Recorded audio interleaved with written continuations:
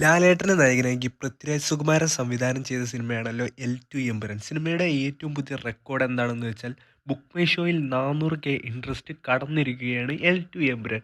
മലയാളത്തിലെ തന്നെ ആദ്യത്തെ 300K ബുക്ക് മൈ ഷോ ഇൻട്രസ്റ്റും ഇപ്പോൾ ഇതാ 400K ബുക്ക് മൈ ഷോ ഇൻട്രസ്റ്റും എമ്പുരാൻ സിനിമയുടെ പേരിൽ ഇനിയും സിനിമയുടെ ബുക്ക് മൈ ഷോ ഇൻട്രസ്റ്റ് വർദ്ധിക്കാൻ ചാൻസ് ഉണ്ട്. ഏതറ്റം വരെ പോകുമെന്ന് നമുക്ക് കാത്തിരിക്കാം. സിനിമയുടെ അടുത്തൊരു വലിയ നേട്ടമാണ് ബുക്ക് മൈ ഷോയിൽ ഫസ്റ്റ് 24 അവറിൽ ഏറ്റവും കൂടുതൽ സിനിമ ടിക്കറ്റുകൾ വിറ്റ സിനിമയായിട്ട് ഇപ്പോൾ എൽ ടു എമ്പുരാൻ മാറിയിരിക്കുകയാണ്. ആദ്യ 5 സ്ഥാനങ്ങളിൽ വരുന്ന മൂവികൾ ഏതെല്ലാം എന്ന് നമുക്ക് നോക്കാം.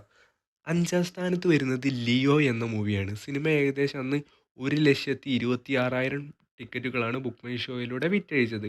4ാം സ്ഥാനത്ത് വരുന്നത് പുഷ്പ 2 എന്ന മൂവിയാണ്.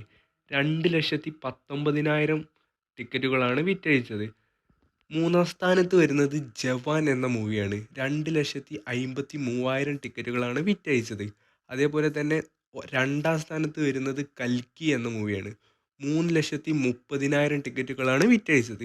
1ാം സ്ഥാനത്തുള്ള സിനിമയാണ് മലയാള സിനിമയായ എൽ ടു എമ്പുരാൻ.